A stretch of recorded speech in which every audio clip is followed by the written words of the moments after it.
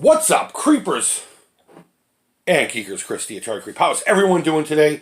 You know, when you go down to your mailbox or your porch or whatever you have,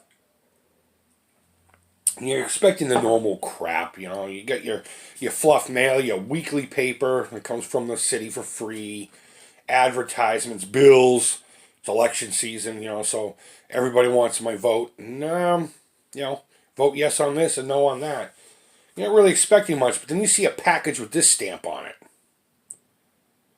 You know, not only is it going to be something wicked special, but it's going to blow your fucking mind.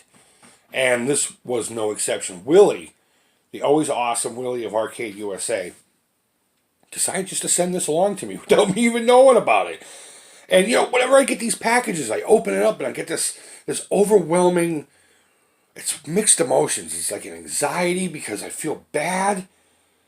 But then I'm excited about having the item itself, and I have all this gratitude, and I just want to give Willie a great big hug, because he looks like he's a very huggable guy. Don't take that wrong, but Willie seems like he probably gives great hugs. So, Willie, here's a bro hug, okay? But yeah, he was nice enough to send this along, and in correspondence with them, he had mentioned he wanted to do a restoration series on this bad boy, but just didn't feel he had the time, so he just decided to send it to me to do that very thing. So I'm going to go forth and take care of that very thing. Now, I say a restoration series. I have no idea how long this will take. I really don't. This video is mainly an introduction. A huge thank you to Willie. You know what we'll do? We'll pop it apart and see what it needs. We'll test it out. And we'll give it a good clean. We'll kind of put it back together so we can see what it would look like in a clean state. I mean, it's not really all that bad. It just needs a deep scrubbing. And there are a few little things here and there. But I did talk to him, and he said it did work. It just needs a few little things and some cosmetic, cleanup. And that's really all there is to it. On initial, testing, first thing I like to do is I play with the switches and see how they feel. And every one of these switches feel fine. I bet you they'll do their job. These here, though, and it's very common, especially from something that was made in 1977. Actually, probably 76. But we'll get to that here too, because there might be something underneath it telling us when it was made. There's springs in these because they're momentary. And as you can see, the springs have failed. They either got rusted and broke, or they just popped out of place. Either way, these will either need repair or replacement.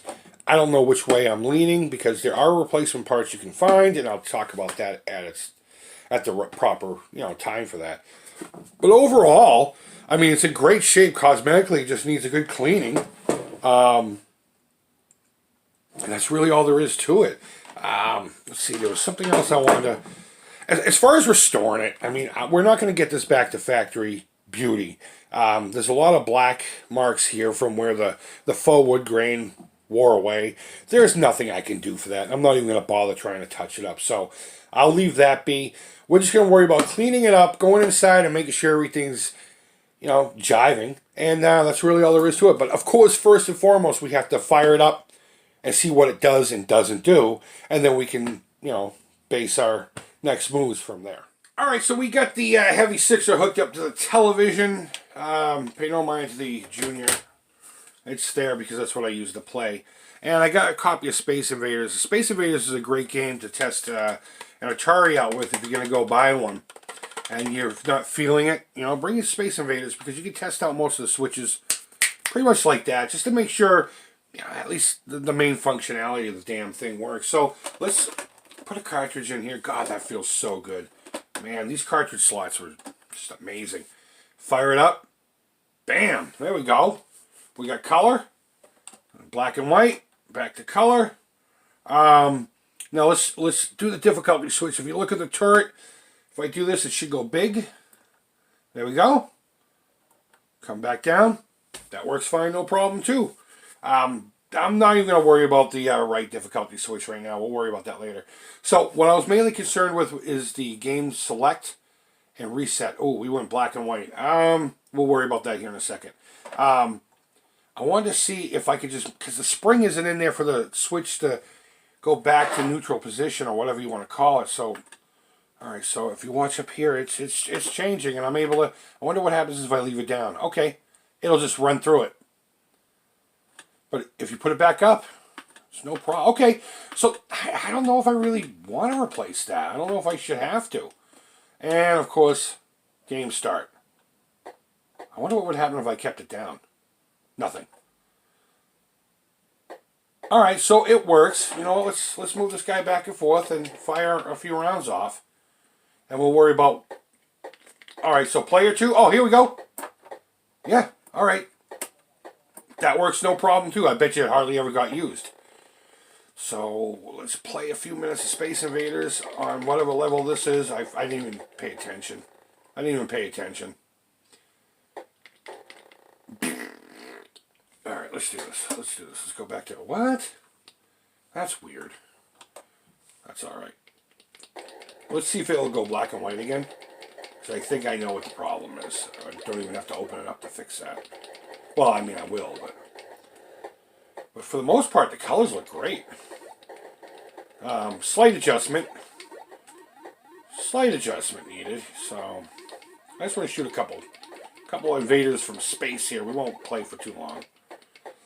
If you don't know that this is my favorite port of all time, Space Invaders, I like it better than even, say, the arcade. So, okay, I'm not doing very good, but it doesn't matter. We're just testing this thing out. So, yeah, it looks like everything works. Let me see if I can't get the... Yeah, okay, good. It went black and white again. I bet you a gajillion dollars, if I just manipulate this a little bit, I can get some color out of it. Yeah. Alright, cable just needs a little bit of cleaning. Some light sandpaper will do that. So, okay, now we have a jumping off board as far as what we may or may not need to do. Alright, so you know what? Since it's going on long enough, I think that's where we're going to end it for today. Next video, what we'll do is we'll tear it down, we'll clean it up, and we have some decisions to make here. All the switches do work. They work, though the ones that are momentary, you manually have to put back into the home position. But I think I can live with that, because here's where I'm coming from. You can buy these switches, and I'll show you where. But they're $7 a piece, and I really don't want to spend the money to replace them all for two reasons. One, because I don't want to spend that money. And two, the other ones don't need it. But the problem is if I only replace a couple switches, then the whole thing's going to look off. You can have a couple brand new ones and a bunch of old ones. I do have a solution to clean them up and make them look nice, and we'll get to that when we get to that. So if I can make them all look pretty universal, and over the course of time, I'm going to use this console over the next however long until the next video, just to see if it maintains what it's doing, you know. If other things come up, then we'll talk about that and have to repair that. And that's really the only true way of knowing what it truly needs. But I think in the next video, what we're going to do is we're going to tear it down, clean it up, and just go from there. I really don't want to replace a few switches because it'll just look off. But if I have to, of course, I will. And I don't want to replace switches that already work to make everything look even. So, I don't know. Let me know down below. What would you do? They're $7 a piece at Best Electronics. Easy enough to replace. And that's really all there is to it, guys. So, again, Willie of Arcade USA, thank you so much, dude. I really do appreciate this. The Heavy Sixer model is such an iconic piece of electronic hardware. It's the pinnacle of history when it comes to Atari's hardware. Fuck Pong units and all that crap in a dedicated consoles. This is where it was at for me. As a kid, I had the Telegames version, but aside from aesthetics, it's exactly the same. And let's just face it, guys, it looks amazing on a shelf. It really does. So, Willie, thank you again, bud, for your generosity. I really do appreciate it. Here's a great big hug. I don't know if I said it earlier, but I bet you Willie gives great hugs. But either way, guys, I hope you're doing well. Go ahead and leave feedback. Thumbs up, thumbs down. All feedback to the Creep is positive. I will post my video on a Heavy Sixer versus a non-Heavy Sixer at the bottom right of the screen at the end screen annotations, if you care to watch my drugged up mumbling. But regardless, I hope you're doing well, guys. Thanks as always for watching. Go ahead and leave feedback. Thumbs up, thumbs down. All feedback's positive. I'm pretty sure I already just said that. So until next time, take care, creep it real, and bye-bye.